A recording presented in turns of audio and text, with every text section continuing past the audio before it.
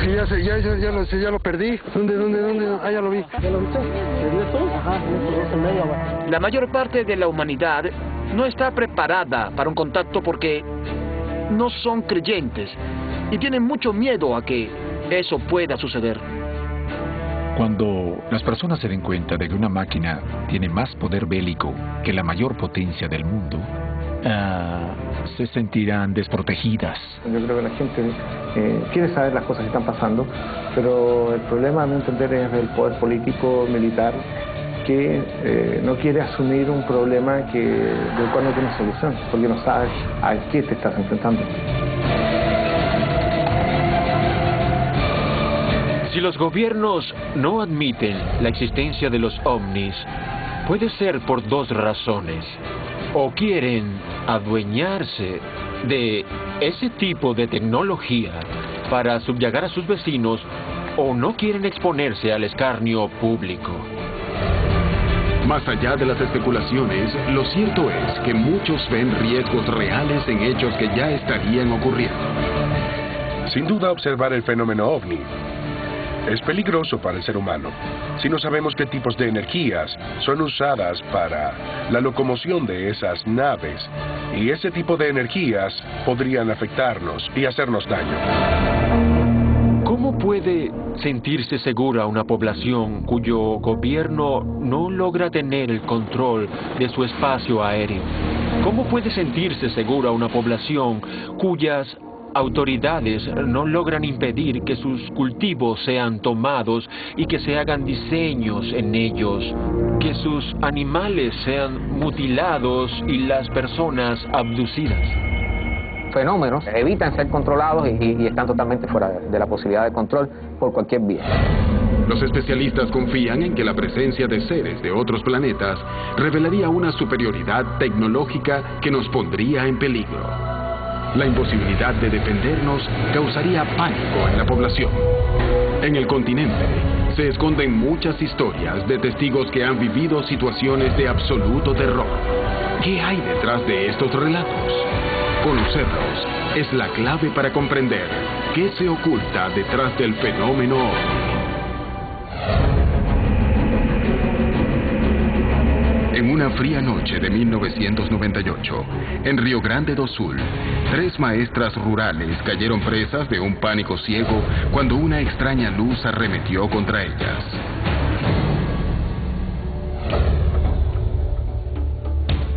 Inés, Verónica e Ivani trabajaban juntas y regresaban a su hogar compartiendo el automóvil.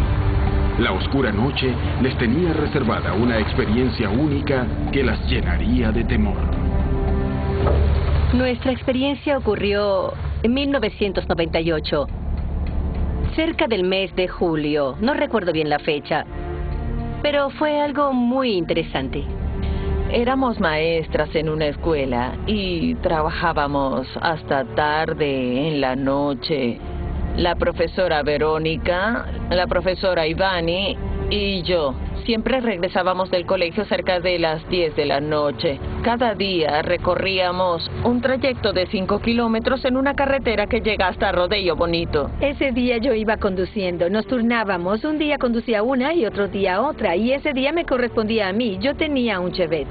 Las 3 avanzaban por la ruta sin prestarle mucha atención al entorno, ya que se trataba de un camino que recorrían varias veces por semana. Veníamos hablando como siempre, normalmente sobre alumnos, sobre las clases, que era nuestro día a día. A los pocos minutos de andar, y cuando ya se encontraban en medio de la nada, el automóvil empezó a fallar repentinamente.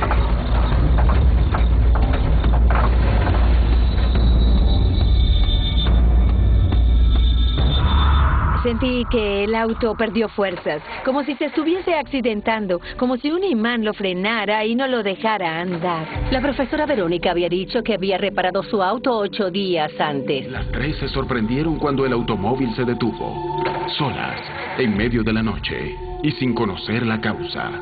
No tenían idea de lo que estaba a punto de ocurrirles. Había dicho que venía de repararlo. El auto estaba muy bien y ahora estaba fallando. Fue entonces que ocurrió el hecho. No entendemos por qué se detuvo de repente. Estábamos en una carretera pequeña y entonces se apagó. Yo no sabía nada de mecánica. En esa época todavía no sabía conducir, así que permanecí en el auto mientras Inés y Verónica se bajaron para ver qué sucedía. Verónica e Inés comenzaron a revisar el motor del vehículo para ver si encontraban alguna falla conocida. No había razón para que ocurriera el problema. No le faltaba combustible, no le faltaba nada. Simplemente se detuvo. Lo único que quedó encendido fueron las luces de emergencia. No teníamos ninguna linterna ni ningún tipo de luz. En esa época no había celulares. Creían que era una falla mecánica y decidieron esperar a que alguien pasara a ayudarlas. Pero la noche recién empezaba y la falla del auto era la primera señal de que algo raro estaba a punto de desencadenarse.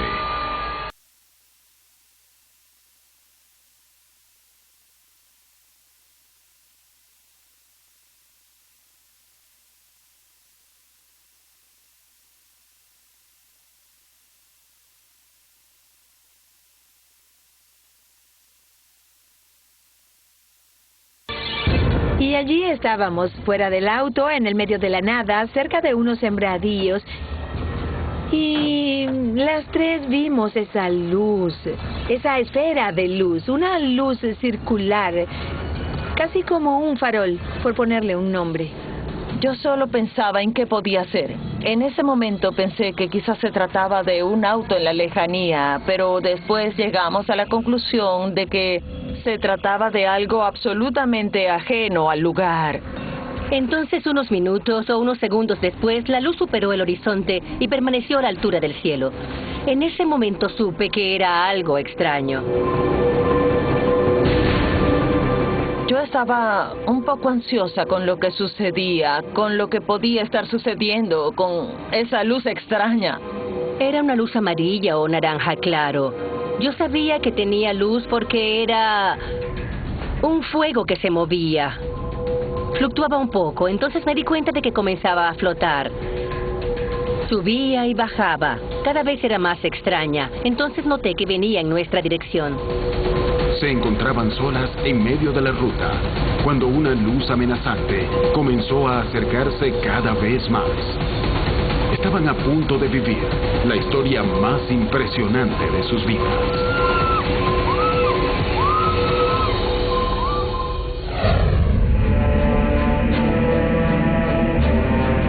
En la mañana del 21 de junio de 1976, un piloto principiante despegó en Morelia y desapareció de los radares. Casi 40 años después, dos experimentados investigadores van en busca de la verdad.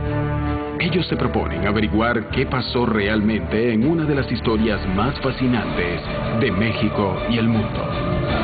Cuando ya creía que el avión se había estrellado, aterrizó de emergencia en Acapulco, utilizando rutas aéreas que no conocía ni sabía volar. En comunicación con Torre de Control, emitió un mensaje en el que decía que sus cuerdas vocales estaban siendo controladas por seres de otro planeta. El estado posterior de la aeronave aporta más misterio a este relato. ¿Se trató de un caso en donde su mente le jugó una mala pasada? ¿O realmente estuvo frente a un contacto del cuarto tipo? Yo creo que hay que darle continuidad al caso de Pacheco Pérez. Sí. Podríamos hacer una pequeña indagación, si todavía existe esa avioneta. Y la grabación que está aquí, hay que escucharla. El piloto del estado trópico a través de él mismo está transmitiendo este mensaje. Usted está haciendo la distancia a través del piloto, ¿correcto? Es correcto. Él únicamente está hablando porque así se le ordena. Esta es su voz.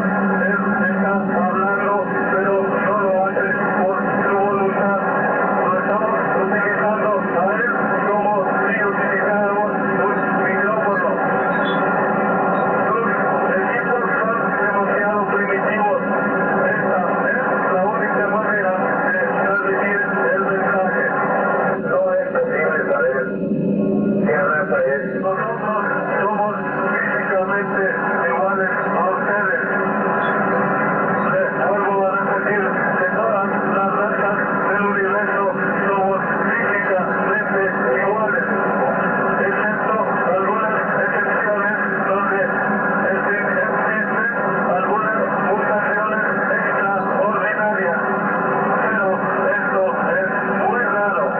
El controlador había dicho que había hablado también en alemán y en inglés para ver si es que el estudiante no hubiera estado haciendo una broma.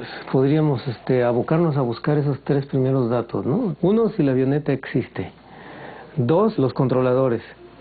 Y 3, pues vamos a tratar de entrevistar a algún médico para que nos indique las circunstancias posibles que un piloto pudiera sufrir, ¿no? Por el exceso de altura. La hipoxia famosa. Exactamente, y que pudiera haber delirado, ¿no? En un momento determinado. Vamos a buscar la avioneta, Carlos. La cinta revela que una comunicación muy extraña ocurrió entre el aviador y la torre de control, y los relatos afirman que utilizó idiomas que desconocía. Si los investigadores logran confirmar estos datos, podrán realizar un enorme avance en el caso. Pero para hacerlo, deberán ubicar al controlador aéreo que dialogó con el piloto, que hasta hoy jamás ha hablado públicamente del caso. ¿Guzmán y Salazar podrán lograr su objetivo? Los investigadores se dirigen a la Escuela de Aviación Vitar de Cuernavaca, donde buscarán obtener datos precisos sobre el vuelo. Hemos estado haciendo algunas indagaciones con respecto al caso de Rafael Pacheco Pérez. Les voy a mostrar el avión que está en perfectas condiciones. Esta es la Cessna. Cessna 150. Capitán Vitar, usted tiene aquí una avioneta histórica de ese hecho que fue único en el mundo. Pues así es, como lo pueden ver, está en perfectas condiciones. ¿Y la matrícula es la misma? Sí, así es. Carlos, es la Extra Bravo Zulu Oscar Extra. Es la avioneta que piloteaba aquella mañana el piloto Rafael Pacheco Pérez. Capitán, y desde su punto de vista, ¿qué cree lo que pasó? Pues la verdad no podía yo asegurar nada. Lo que sí, el tiempo estaba muy malo para que pasara el avión. Y sin embargo, pasó. Y más aún porque era un estudiante, ¿no? Que exactamente, tenía pocas horas de vuelo. De la Ciudad de México había salido con poca gasolina porque no iba a volar tanto tiempo, ¿no? Sin embargo, llegó a Acapulco con bastante combustible. Pues nos hace pensar que efectivamente algo o alguien transportó esta avioneta al puerto de Acapulco en ese tiempo. Se supone. ¿Pero tuvo la oportunidad de inspeccionar después esta el avioneta? Avión sí, pero no tenía absolutamente nada, ni quemadura, ni nada. La conversación con Vitar aporta nuevas certezas. Era imposible que la nave volara hasta Acapulco con el combustible con el que despegó. El clima era malo ese día, lo que incrementó las dificultades para un piloto inexperto. La aeronave no presentó ninguna falla técnica. ¿Pudo Pacheco Pérez haber aterrizado el avión en el medio del viaje para cargar combustible? Aún habiéndolo hecho, ¿cómo hizo para llegar solo a Acapulco en condiciones climáticas desfavorables? Salazar se entrevistará con un médico psiquiatra, experto en aviación, para determinar si pudo tratarse de un problema mental. Además, Carlos de Cresci, el controlador aéreo que habló con Rafael Pacheco Pérez, ha accedido a hablar públicamente por primera vez. Los investigadores están dispuestos a llegar hasta las últimas consecuencias para descubrir la verdad sobre el caso Pacheco Pérez.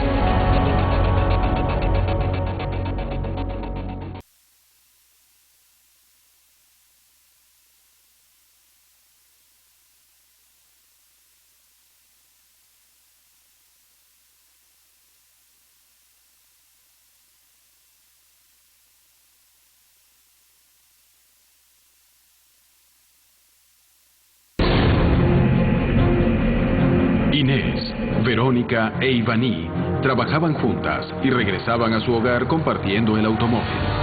Esa noche avanzaban por una carretera vacía cuando el auto recientemente reparado se descompuso en medio de la nada. Luego de unos minutos de estar allí esperando que alguien las socorriera, las tres comenzaron a observar que se acercaba una luz potente y amenazante.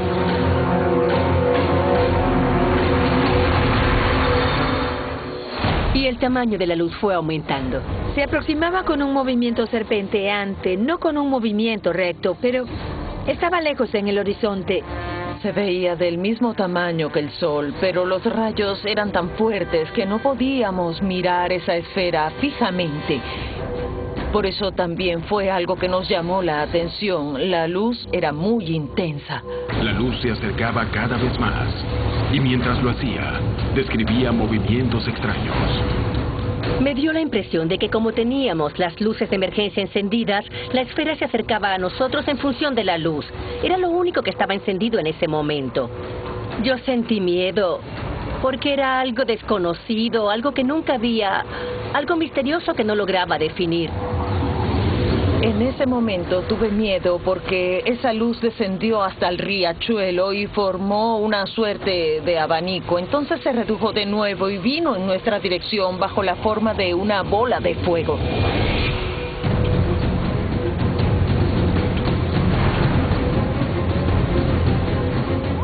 Tuve la impresión de que ese objeto chocaría con el auto e intenté advertirlo en voz alta, pero no lo logré por la impresión de lo que veía. Eso venía muy rápido hacia nosotras. Yo intenté hablarles, pero no pude. Corría dentro del auto y sentí mucho miedo. Verónica entró rápidamente al auto e Inés también.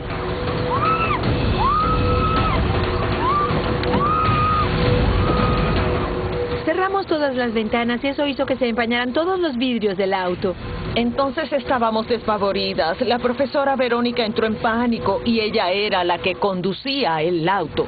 Verónica estaba muy nerviosa, no sabía qué hacer. Yo toqué su mano, la sostuve y estaba helada. La luz se acercaba cada vez más rápidamente hacia ellas.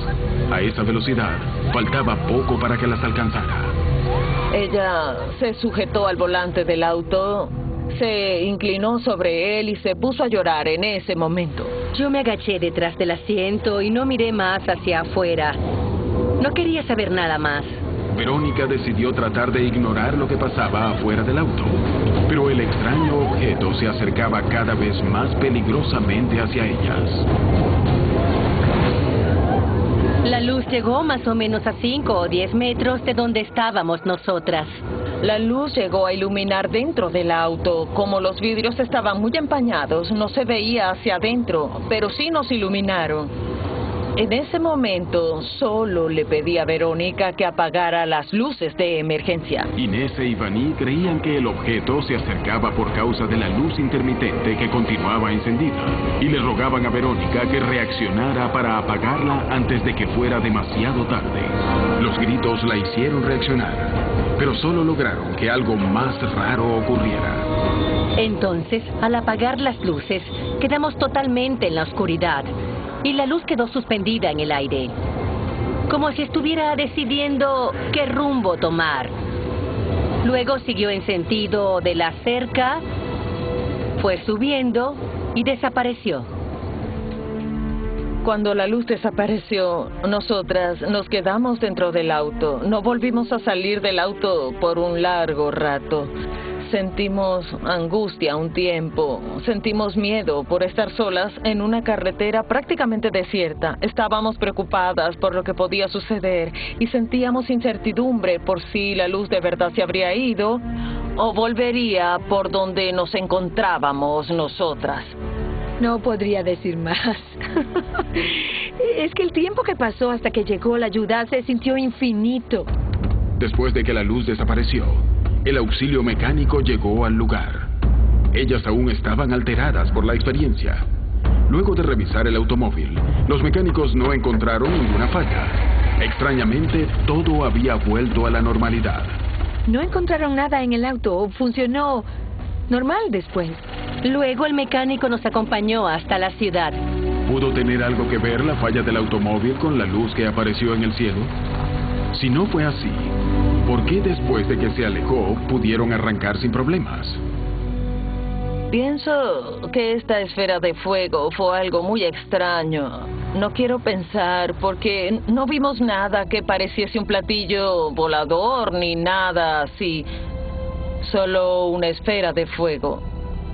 Pero fue algo muy extraño.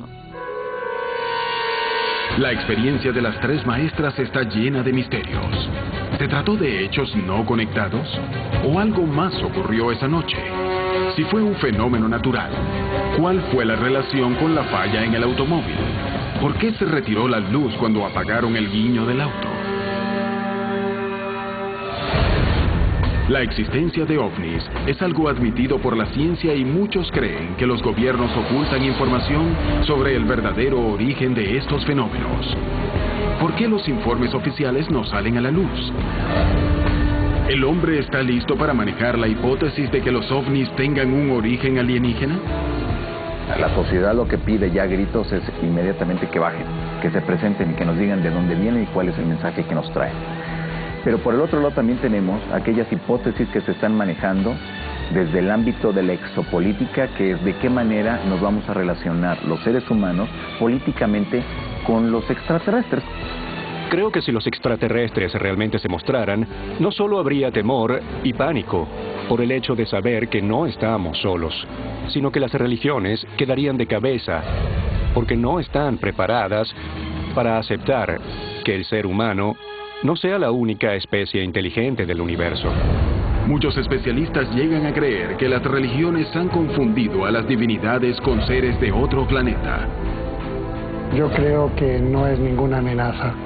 Incluso hay muchas personas en la iglesia, en la historia, no solo ahora, que creen que existen seres vivos en otros planetas y que algunos incluso creen que se han dado un paseo por la Tierra, pero eso no crea ningún problema a la fe de la Iglesia Católica. En la Biblia no dice que haya millones de civilizaciones allí afuera. Lo que dice es que nosotros fuimos creados a imagen de Dios. Si la gente piensa que su religión y sus enseñanzas están erradas, eso acarrearía serios problemas para muchas personas. Muchos especialistas creen que las religiones podrían ser leídas a la luz de la evidencia del fenómeno ovni. ¿Esto podría significar la caída de todo un sistema de creencias? En las antiguas culturas y en todas las religiones nos hablan de ángeles, de muchos dioses. En América del Sur nos hablan acerca de estos dioses que en algún momento llegaron de las estrellas, de alguna parte del universo, se involucraron con los seres humanos y en un punto dijeron: señores, nos vamos, ya les mostramos todo lo que teníamos que enseñarles y ahora nosotros regresamos a nuestros lugares de origen. Pero prometieron un día regresar. ¿Qué va a pasar si regresan entonces estos famosos dioses? La polémica alrededor del fenómeno ovni alcanza ámbitos muy diversos, revelando que su estudio también permite conocer mejor la esencia del hombre. Conocer la verdad detrás de los relatos de avistamiento desvela a científicos e investigadores de todo el planeta. El 21 de junio de 1976, Rafael Pacheco Pérez realizaba prácticas aéreas sobre Morelia cuando desapareció. Horas más tarde, aterrizaba en Acapulco con el tanque de combustible casi lleno. Una cinta reveló una extraña comunicación con torre de control, en la que el piloto afirmaba que había sido poseído por seres de otro planeta. ¿Qué hubo detrás de este episodio?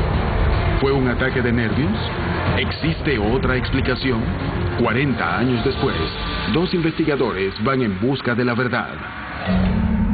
Alfonso Salazar entrevista a un especialista en medicina de la aviación para descartar explicaciones conocidas. Doctor, conociendo este caso, Rafael Pacheco Pérez, ¿cuál es su opinión sobre lo que sucedió? Desde el punto de vista médico, yo pienso que este individuo, al haber salido en su avioneta y posteriormente verse ante un tiempo difícil ya en el aire, probablemente tuvo un estado de angustia muy terrible. La angustia lo arroba, la angustia lo envuelve y en esas condiciones pues él puede crear dentro de su mente estados de esa naturaleza como el que experimentó él. Y en estas condiciones entró en un estado disociativo, que se llama trastorno disociativo, en el que no recuerda exactamente lo acontecido. El médico brinda valiosa información para comprender lo ocurrido. Según su perspectiva, Pacheco Pérez podría haber sufrido un ataque de angustia a bordo de su vuelo. Pero, ¿cómo se explica que la avioneta regresa con más combustible del que tenía al despegar? ¿Y por qué podía hablar en idiomas que en teoría no conocía? Carlos de Cresci, el controlador aéreo que habló con Rafael Pacheco Pérez, ha accedido a hablar públicamente por primera vez. Él podría ser la única persona con las claves para comprender qué fue exactamente lo que ocurrió con Pacheco Pérez.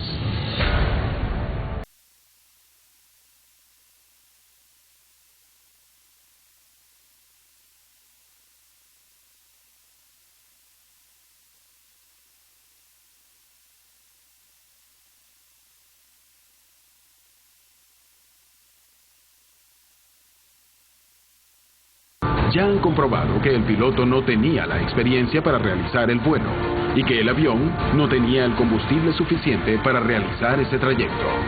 Están dispuestos a llegar hasta las últimas consecuencias para hallar la verdad de uno de los casos más sorprendentes de México.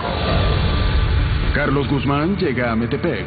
Allí lo espera el controlador aéreo Carlos de Crechi, que por primera vez hablará sobre lo ocurrido ese día. Él podría ser la única persona con las claves para comprender qué fue exactamente lo que ocurrió con Pacheco Pérez. ¿Cómo fue que usted tomó la llamada de auxilio de este muchacho? Yo estaba trabajando en mi turno normal de trabajo en la torre de control de Acapulco y entra la llamada a la frecuencia de la torre de control. Le digo, sí, adelante, deme su posición. Y me dice, mire, el piloto está volando en un estado hipnótico. Nosotros estamos utilizando sus cuerdas vocales para hablar con usted. Era una voz metálica completamente. En español normal, pero un tipo de voz pausada, tipo metálica. Me dice, nosotros somos seres extraterrestres. Y yo le digo, y bueno, ¿cómo es que ustedes pueden hablarme en español? Me dice, lo que pasa es que nosotros podemos hablar el idioma de este mundo o de cualquier mundo. Y le hablo en alemán y me las contesta en un perfecto inglés. Para esto, en poco tiempo ya estaba el inspector de aeronáutica civil arriba conmigo en la torre, el propio comandante del aeropuerto, asombradísimos. Y entonces se corta la comunicación y se restablece casi de inmediato, ya con la voz del piloto, y me empieza a gritar. Me dice, soy el 82, soy el estudiante 82 de la Escuela México. Me dice, yo estoy viendo mi reloj, son como a las 11:30 de la mañana. Yo despegué a las 8:15 de la Ciudad de México. Han pasado 2-3 horas y estoy viendo que estoy volando sobre el mar. Yo no sé dónde estoy, ni cómo fue que llegué hasta aquí. Deme instrucciones para aterrizar. Le digo, pues deme usted su posición. Yo no sé, no lo estoy viendo, no sé dónde está. No había radar. Y me dice, ya estoy casi entrando sobre el terreno fijo. ¿Qué ve? Ya vi su pista. Le digo, pues entonces le bloqueo el aeropuerto, nadie sale, nadie entra, para darle prácticamente un aterrizaje de emergencia a usted. El piloto finalmente aterriza bien, y por supuesto que en el momento que aterriza, todas estas personas bajaron y acudieron al avión y determinaron, sacaron fotos, levantaron actas que este muchacho Pacheco Pérez no estaba borracho, no estaba drogado, estaba físicamente bien, más que muy nervioso.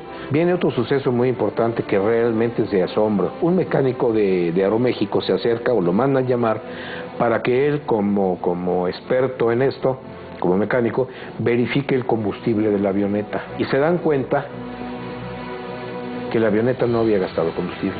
Este avión voló unas 3 horas con un piloto que no sabía navegar, con un avión que en teoría no tiene la autonomía para llegar a Acapulco, y mucho menos no tiene los instrumentos adecuados. Sin radar, nada, sin transponder. Nada. Pero lo más asombroso es que no gastó gasolina. Cuando se le dice al piloto, todavía yo le pido a alguien que le diga o que le pregunte algo en inglés, dice, discúlpeme, pero yo no hablo media palabra en inglés. Yo no hablo más que español. Cuando él hace su narración, dice que cuando él trata de utilizar su radio y no tiene comunicación. Trata de virar a un lado o a otro, el avión no le responde ni para arriba, ni para abajo, ni para los lados. Se empieza a asustar. Y hasta donde él se acuerda, que el avión empieza a volar para arriba y hacia atrás y para arriba. Haga de cuenta que se lo llevaron. Succionado de alguna forma. Hasta ahí se acuerda, pierde el conocimiento y lo recobra 3 horas después en Acapulco cuando está hablando conmigo.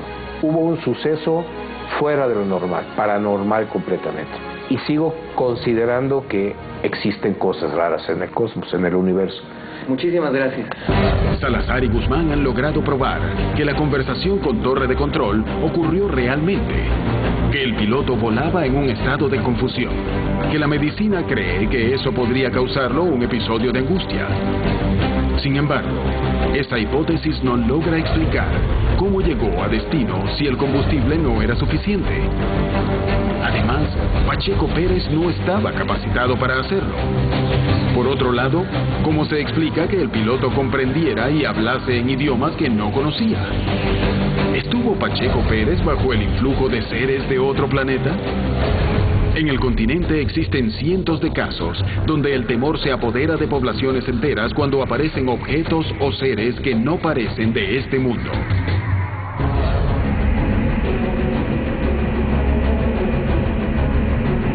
En diciembre de 2012, los vecinos de Zarzal del Valle empezaron a pasar noches de terror. Según ellos, aparecieron seres con movimientos muy ágiles y que no eran de este planeta. Luis y Rafael Perea son dos hermanos que se habían hecho eco de los rumores de los extraños seres que aparecían por las noches, aunque ninguno de ellos creyó que protagonizaría una cacería.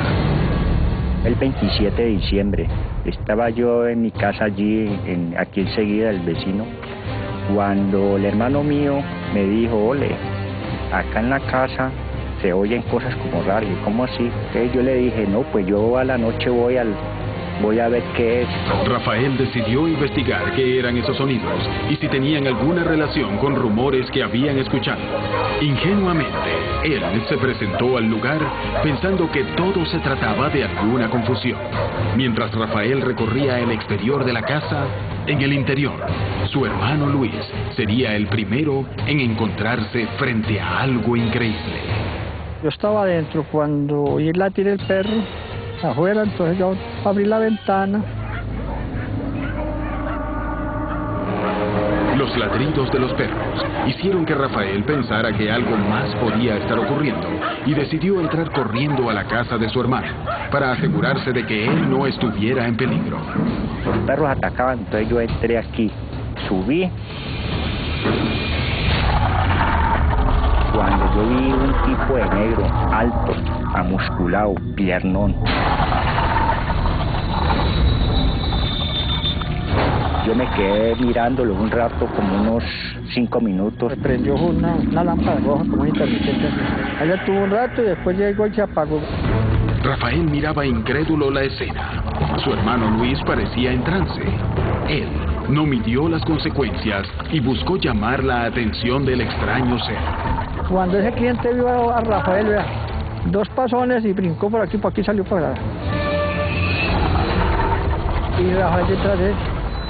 Rafael comenzó a perseguir al ser lo más rápido que podía, pero sus esfuerzos no servían para nada. El ser se movía de una manera muy ágil y veloz, despertando aún más su sorpresa y la sospecha de que estaba frente a algo que no parecía de este planeta.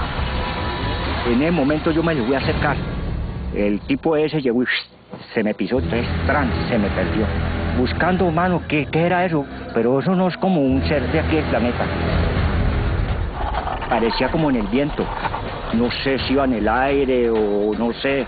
El ser se movía tan rápido que desapareció de su vista, o eso creía. Entonces yo quedé como intrigado.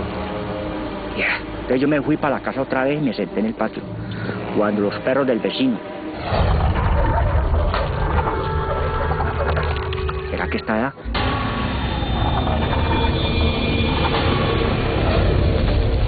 Uy, ¿qué otra vez allá? Otra vez el tipo ese. Entonces yo me le quedé mirando y sí lo vi más de cerca.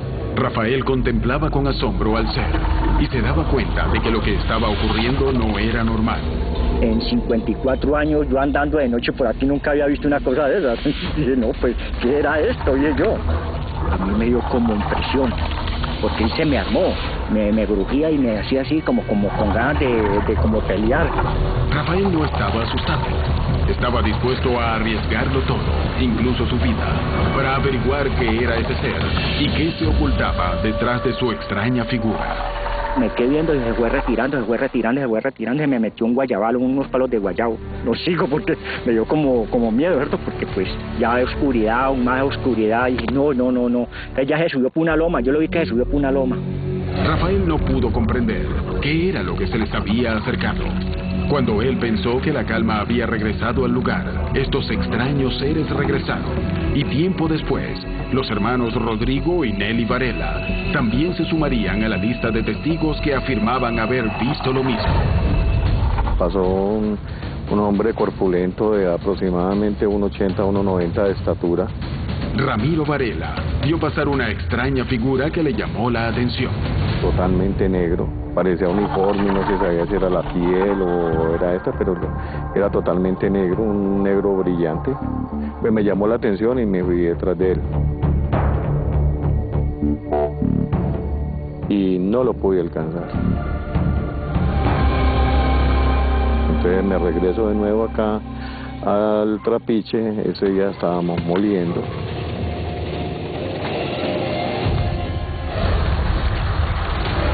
A los 10 minutos se nos apareció detrás de la famada. Nunca nos habíamos visto un caso de eso, ni una persona de esos tan extraños como tan eso. Ni Nelly ni Ramiro tenían idea de lo que estaban a punto de vivir.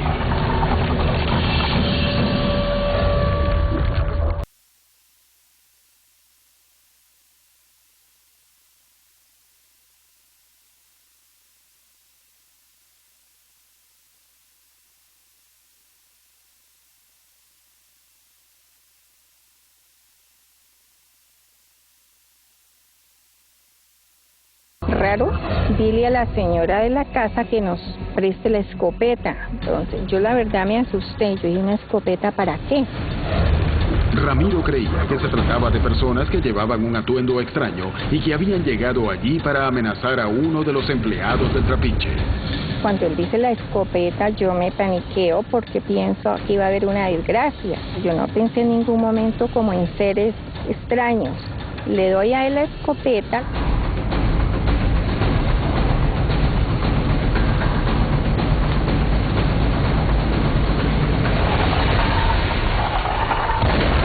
Le hago un tiro, que inmediatamente se me subió a la loma, pero yo nunca se lo hice pues a pegárselo, sino como para asustarlos, como por ver la reacción que iban a tomar.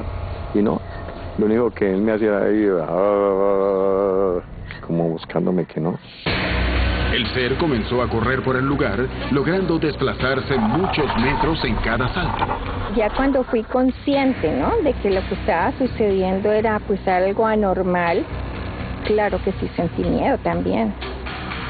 El ser se acercaba cada vez más y todos los que estaban presentes notaban que lo que estaban contemplando no parecía ser un ser de este planeta, acrecentando su temor. Y al momento de brincar, de saltar, lo hace con una agilidad impresionante. Ellos no se oyen el golpe cuando caen, no, pero se siente vibrar, como que se mueve la tierra. Empezó a correr por esta carretera, pero a una velocidad tremenda. Pues ya empezamos todos como a sentir temor, digámoslo, miedo. Y durante esa época nos encerramos 6:30 de la tarde, ya no queríamos salir y todo lo que había que hacer, hacerlo rapidito porque teníamos miedo de estar acá afuera. Finalmente el ser se fue del lugar tan rápidamente como había llegado. Sin embargo, las dudas permanecen entre los habitantes de Zarzal del Valle. ¿Qué vieron? ¿Se trató realmente de un ser de otro planeta? ¿Se trató de un error de apreciación? ¿Podrían tantos pobladores cometer el mismo error? Queda uno como pensando de otra manera, esto pues uno dice, pero ¿qué será?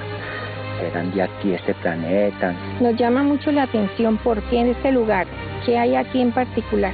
Son seres de otro mundo, otro planeta. Los eventos de Zarzal del Valle revelan que el anhelo por conocer qué se oculta detrás de los incidentes OVNI permanece intacto. Pero, ¿estamos listos para conocer la verdad? ¿Qué pasaría si se revelara que detrás de ellos se oculta la presencia de seres de otros planetas? ¿Caeríamos bajo el pánico y la histeria? Las historias sobre el fenómeno OVNI quizás sean los relatos más fascinantes de la era moderna. Conocer el origen de este misterio podría llevarnos a revelar si el hombre comparte el universo con otras criaturas inteligentes. Sin embargo, los especialistas creen que esta incógnita ya tiene respuesta, solo que aún no ha sido revelada. ¿Qué hay detrás de estas sospechas? ¿Qué podría motivar un silencio semejante? Nosotros, los ufólogos, sabemos que este fenómeno no es maléfico. No creemos que llegue al punto de ser malvado, al punto de amenazar la población o de crear deliberadamente algún tipo de confusión social. No creemos eso. Francamente, es más preocupante lo que nosotros hacemos que lo que ellos hacen. Desde el momento en que la población recibe información de lo que es el fenómeno, entonces comienza a entenderlo y a sentir menos miedo de lo que suponen los militares. Y lo que demuestran los gobiernos al encubrir el fenómeno ovni es que, por encima de todo, sienten miedo. Miedo a ese fenómeno. Si están tan interesados en nosotros como especie y en nuestro planeta por el agua y por sus recursos, no entiendo por qué vendrían a destruirnos. Eso es absurdo. Es totalmente opuesto a lo que se esperaría de una civilización inteligente y creo que no tiene sentido que vengan a destruirnos. Le temen a la pérdida de control, la pérdida de carreras políticas, la pérdida de la ventaja en el juego, la pérdida del poder dictar, esencialmente, qué creemos y qué no creemos.